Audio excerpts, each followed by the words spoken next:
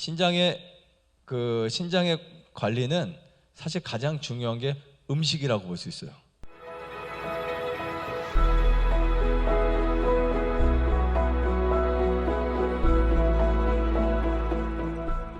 심장을 관리하는 데 있어서 가장 중요한 음식인데, 자, 여기 보시면 이제 우리가 먹는 음식에서 단백질, 지질, 당질, 과일, 채소가 있죠.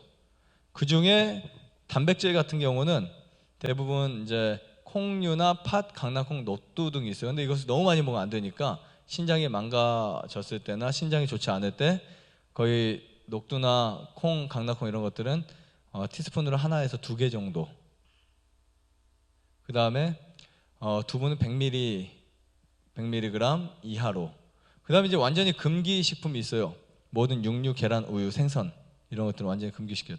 근데 사실은요, 이게요, 그 신부전증만이 아니라 암 환자가 똑같은 식사 규칙이라고 보시면 됩니다. 사실은. 네, 지지도 마찬가지죠. 이쪽에는 먹어야 될 것들, 저쪽에는 먹지 말아야 될 것들 이렇게 나눠져 있죠. 식용유, 버터, 치즈, 튀김, 부침개 등은 신부전증에서 절대 먹으면 안 돼요. 이거는 신부전증뿐만이 아니라 암 환자도 마찬가지고, 네, 당뇨, 고혈압도 마찬가지예요.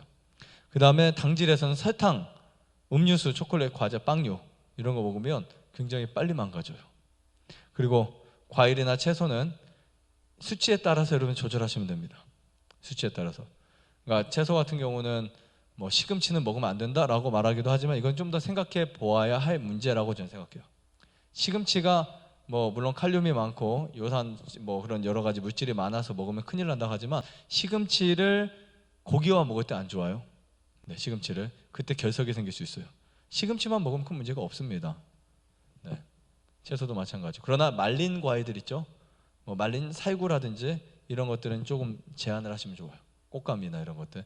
근데 역시 아마도 분들도요, 말린 과일 너무 많이 먹는 거 좋지 않으니까, 네, 건포도 뭐 아니면 그런 거는 아주 극소량이라든지 가끔, 네, 이렇게 드시는 거 추천드려요. 뭐 바나나나 오렌지 같은 경우도 이제 너무 많이 먹는 거 추천하지 않고요. 네, 신부전증 있는 분들은 그 외의 과일들, 그렇다고 뭐 오렌지를 먹으면 안 된다 이런 건 아니지만 아무튼 결국은 거기에는 성분들이 어떤 요산 수치라든지 아니면 포타슘 수치를 올릴 수 있어요. 인이나 칼륨이나 올릴 수 있다고요. 그러나 결정적으로 그것이 우리 몸의 혈액을 어떻게 할 때, 깨끗하게 할 때 도움이 됩니다. 자, 신부전증이 있을 때 보통 병원에서는 채소는 먹지 말라고 하죠. 그러나 육류는 먹으라고 해요. 근데 왜 육식을 하지 말아야 되는지를 제가 설명해 드릴게요. 육식의 단백질은요, 아미노산으로 이렇게 분해되면서 무엇을 생성할까요? 2가지 가스를 생성한다고 했는데 하나는 황산가스고 하나는 암모니아인데요. 이 암모니아 가스를 과잉 생성해서 신장에 부담을 줘버려요. 암모니아 가스는요, 사람을 살해할 수도 있는 독극물이에요. 사람이 죽을 수도 있어요. 그 다음 육식의 단백질은 당질과 섬유질이 없습니다. 맞죠? 네, 당질과 섬유질이 없어요. 어떻게 보면 고농축된 단백질이라고 보시면 돼요. 고기의 단백질은. 그래서 갑자기 소화, 효소와 위산을 분비시켜요. 그러면 우리 몸에서 단백질이 썩어버려요. 썩어버리면서 문제가 생깁니다. 자, 섬유질이 없기 때문에 배변량이 적어요. 직장으로 배설돼야 이제 배설되면서 문제가 생깁니다.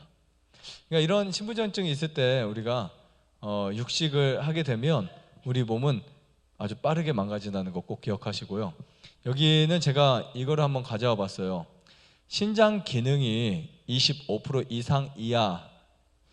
여기서는 뭐 크게 여러분들은 이런 거 와닿지 않을 수 있어요. 사실 신장이 정말 안 좋은 분들은 이런 부분들이 되게 중요한 부분입니다. 그리고 제가 앞으로도 구체적으로 신장에 대한 강의를 한 번 더 할 텐데요. 여러분들의 주변에 있는 분들에게 도움이 되실 수 있고, 또 여러분들이 이런 강의를 통해서 스스로 관리할 수 있는 시간을 만들 수 있다고 생각을 합니다. 왜냐하면 신장이 안 좋은 사람만 신장 관리하는 게 아니거든요. 네, 신장이 괜찮은 사람들도 신장 관리해 주셔야 돼요. 그리고 우리 몸의 5대 해독기관 중에 신장도 포함돼요. 네, 그러니까 신장도 해독기관에 포함되기 때문에 신장이 건강할 때 수분을 통해서 충분히 몸을 해독시키는 거 좋습니다. 자, 신장 기능이 25% 이상일 때 단백질 섭취는 체중 1kg당 0.67g을 섭취하시면 됩니다. 즉 체중 60kg인 분들은 42g 정도, 이것을 3끼 2끼를 나눠서 먹으면 20g씩 2끼를 먹는 분들 이렇게 드시면 돼요. 이거보다 더 드시면 신장은 계속 망가지게 돼 있어요. 꼭 이해하셔야 돼요. 네, 이거는 여러분들이 지금 일반적으로 건강한 사람이 하루 단백질 필요한 단백질 양이 1g입니다. 체중 1kg당 1g. 그런데 아마노 분들도 저는 이쪽을 선택하시라고요. 0.6g 정도, 1g 절반 정도 가까이, 그 정도만 섭취하셔도 충분합니다. 네, 신장 질환이 이렇게 있는 분들처럼 과도한 단백질이 필요하지 않습니다. 그리고 단백질은요, 꼭 아셔야 될 게 우리가 아미노산의 분자로 나눠질 수 있는데 우리가 섭취하는 단백질이 한 11가지가 정도 됩니다. 영양학에서 이제 보면. 근데 그 11가지에서 합성한 단백질이 한 12가지, 뭐 11가지, 10가지, 12가지 이렇게 돼요. 그래서 결국 22개 아미노산을 만드는데 결국은 몸 자체에서도 합성할 수 있다는 거. 그리고 단백질 양이 부족해도 효소 섭취가 충분하면요, 정말 몸이 건강하게 유지될 수 있고요. 그 다음 이쪽에 25% 이하일 때 단백질 섭취, 체중 1kg당 0.05g. 네, 아주 적은 거죠. 그만큼 우리 몸의 신장은요, 이걸 해결할 수 없다는 거예요. 그리고 0.6g까지를 할 수 있겠지만 아무튼 극소량을 드셔야만 됩니다.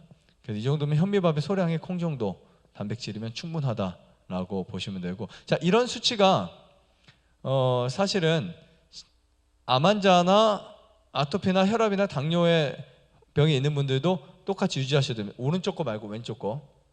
네, 보통 제가 갑상선 암이나 유방암이나 있으면 견과류를 많이 못 드시게 하거든요. 네, 그러니까 견과류를 많이 드시면 좋지 않습니다. 견과류는 소량만 드셔야 돼요. 견과류는. 그리고 피부 트러블이 있을 때도 견과류는 소량만 드셔야 되고. 자, 신부전증이 자연치유되는 과정들을 제가 쭉 적어봤는데, 신부전증이 어떻게 자연치유될 수 있을까, 여기 몇 가지를 가져왔습니다. 신부전증의 가장 좋은 자연치유는 금식입니다. 네, 금식을 3일, 4일, 5일, 6일, 7일 하면요, 크레아틴 수치가 뚝 떨어지기 시작해요. 그 이유는 뭘까? 그 이유는 혈액의 노폐물이 줄어들기 때문에. 이런 원리가 그렇잖아요. 신장에 문제가 생기면 뭐를 해야 돼요? 신장을 뜯어 고치는 것도 중요하지만 더 중요한 것은요, 신장의 여과 기능에 부담을 안 주는 게 중요하거든요. 그럼 일시적으로 신장이 쉴 수 있도록 해줘야 돼요. 맞죠? 네, 그게 바로 금식이거든요. 신장 하는 분들이, 이제 신부전증 있는 분들이 금식을 하면 신장이 되게 많이 좋아지세요. 그런데 이제 이것을 그냥 전문적이지 않게 막 하면 위험할 수도 있으니까 충분히 습득을 하셔서 하시는 게 좋고요. 수분 섭취 1.5에서 2리터 정도, 이거는 체중에 맞춰서 드시면 됩니다. 하지만 소변에서 소변 색깔이 약간 연한 지푸라기 색이 나올 정도로 드시면 좋고요. 숯찜질 주 5회 복부에다 해주면 굉장히 좋아요. 그러면 신장이 안 좋은 분들은 굉장히 빨리 회복이 되세요. 그래서 신장이 아니라 내가 암이 폐암이 있다 해도 폐에다 찜질하는 게 아니고요, 이 배 아랫배 쪽에다 찜질해주면 그렇게 좋은 거예요. 혈액이 빨리 깨끗해집니다. 복부에 찜질, 숯찜질 있죠? 이거는 다 하셔도 돼요. 그 다음에 숯 복용 3g에서 12g 정도 하실 수 있는데, 이 숯은 역시 신장에 부담되는 요소들을 빼냅니다. 그러니까 숯에는 그 수많은 기공들을 통해서 노폐물, 바이러스, 세균들, 이런 것 안 좋은 것들을 다 모아서 배출을 시켜버려요. 그러니까 숯 1g당 몇 평이 있다고 그랬어요, 제가요? 구멍이 1g당 몇 평이 있다고 들으셨어요? 겁나 많다고요? 거의 평수로 치면요 90평? 90 몇 평 정도, 엄청납니다. 구멍이요. 그 다음에 수치료. 네, 수치료. 우리 신장이 먹는 물도 좋아하지만 우리 몸이 어떤 물이나 수치료나 이런 것들 있죠. 네, 그런 치료하는 거 되게 좋아요. 그러나 장기간 거기서 물에 들어가거나 하는 것은 부담될 수 있으니까 네, 수치는 체력에 맞춰서 하시고, 장 청소도 되게 중요합니다. 가끔 해주면 신장이 정말 너무 이렇게 쉼을 얻을 수 있어요. 이렇게 여러분들의 망가졌는지 안 망가졌는지 모르겠지만 어쨌든 신장이 망가졌을 때 이렇게 관리하시면 되고, 망가지지 않았을 때 신장을 관리한다는 것은요, 너무 행복한 소식이에요. 왜냐하면 신장은 계속 말씀드리지만 우리 몸에 수명이 있는 것처럼 여러분 장기들도 수명이 있어요. 근데 사람들이 내 몸의 수명은 지금 120살을 살아야 되는데 신장이 다 망가져도 못 산다. 억울하잖아요, 그죠? 네, 자동차 다른 엔진도 좋고 다 좋은데 뭐 하나 때문에 오래 못하면 억울한 것처럼 말이죠. 그러니까 신장의 그 기능 때문에 여러분들이 정말 몸의 다른 것들을 괜히 망가뜨리게 하지 않는 그런 생활을 하셔야 됩니다. 그리고 신장과 커플인 장기가 있어요. 신장과 아주 상생작용하는 장기가 있어요. 뭐 다 하지만 아까 다른 기능도 하지만 신장이 힘들면 도와달라고 요청하는 장기가 있어요. 그게 바로 간입니다. 반대로 간이 망가지면 신장이 망가질 확률이 되게 높아진다는 거. 술 마시면 간만 망가지는 게 아니라 신장도 망가질 수 있어요. 피곤하면 간만 망가지는 게 아니라 신장도 망가져요. 그런데 간이 망가지는 것도 심각하지만 신장이 망가지는 거 정말 심각합니다. 회복되기가 정말 힘들어요. 그리고 신장은 일반 상식으로는 망가지면 회복이 안 된다라고 표현을 할 정도로 주변에 보면 신장이 망가져서 힘든 분들 정말 많이 있기 때문에 여러분 꼭 주의하시고, 신장을 위해서 여러분들이 지금 최선을 다할 수 있는 거, 고기 안 먹는다, 맞죠? 어패류 이런 거 안 먹는다는 거. 그 다음에 또 할 수 있는 거, 물을 충분히 드세요. 물을 충분히. 그리고 일찍 주무시고, 이러면 신장이 빠르게 회복이 될 수도 있다라고 생각을 하게 됩니다. 그래서 사실 크레아틴 수치가 14, 15까지 올라간 분들 중에서 투석을 끊고 정상으로 회복된 분들도 있어요. 이거는 기적입니다. 아직 뭐 신장 수치들에 대해서 모르시니까 뭐 어떤 내용인지 모르시겠지만 정말 이런 기적 같은 일들이 세상에 있어요. 전 여기에 미국에서 오셔서 한 분이 신장 크레아틴 수치가 한 13 정도, 12 정도 됐는데 대박이에요. 정말 다 부어 있어요, 항상요. 병원 수석을 일주일에 3번을 갑니다.